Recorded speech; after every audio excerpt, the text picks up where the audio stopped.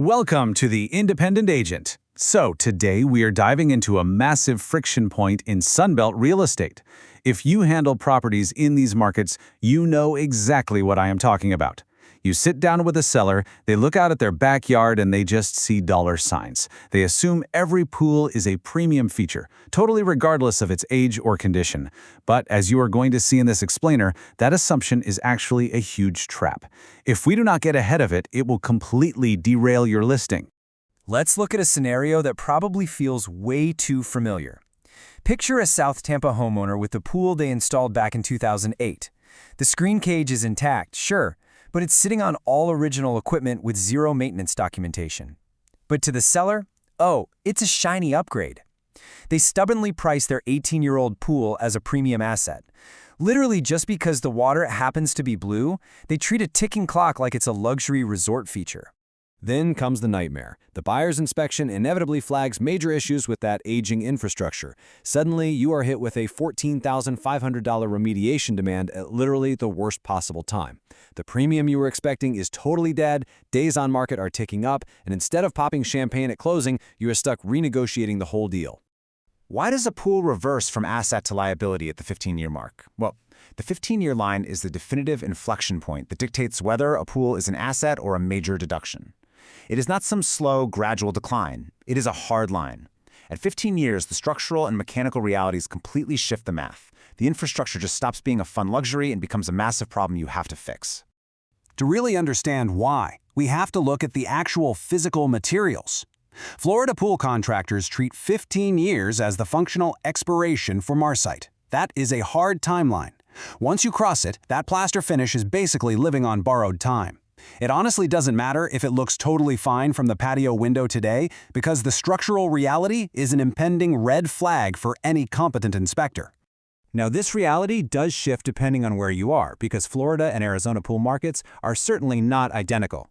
Let's contrast our Tampa liability with a home in Scottsdale. A pool under 15 years with saltwater system, intact cage enclosure, and clean inspection adds $15,000 to $40,000 in Sunbelt resale markets.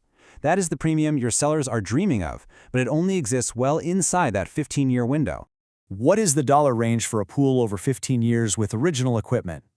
A pool over 15 years with original equipment and cracked marcite presents as a $12,000 to $18,000 remediation liability. That is your reality check right there. You just cannot price this home by pulling general pool comps without adjusting for the surface material and the equipment age. They are absolutely the primary drivers of value here.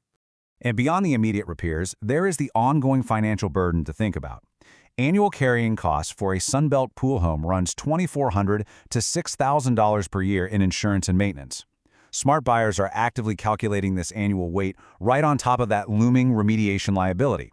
It literally turns the backyard into a financial anchor rather than a luxury oasis. What does the buyer's pool inspection quote at the high end of the remediation range? Well, the buyer's agent will price the absolute high end of the remediation range during the inspection period, totally regardless of how the seller perceives their pool. If the estimate for resurfacing and equipment replacement comes in between 12 and 18 grand, the buyer is going to ask for 18,000. For sure, they are securing their own financial safety net, and your seller is left holding the bag if you didn't account for this upfront.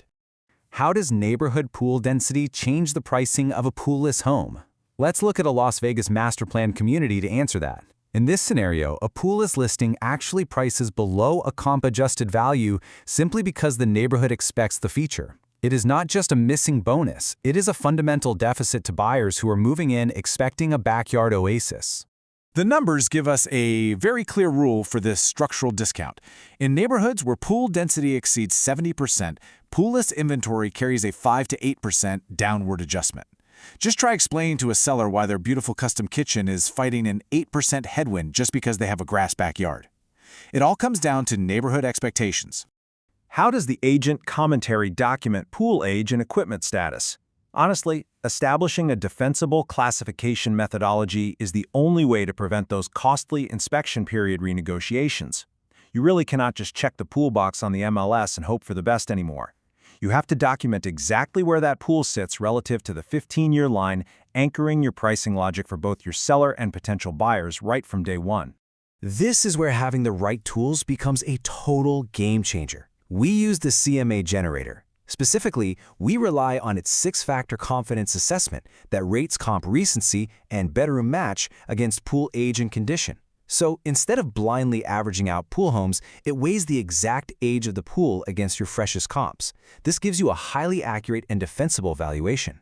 Building on that, the agent commentary section captures pool age, maintenance documentation, equipment status, cage condition, and neighborhood pool density as evidence the seller actually reads. When they see this documented in black and white, it takes the emotion right out of the conversation. It forces everyone to look at the reality of the situation and anchors your price in verifiable data. So the absolutely crucial point here is avoiding context blindness.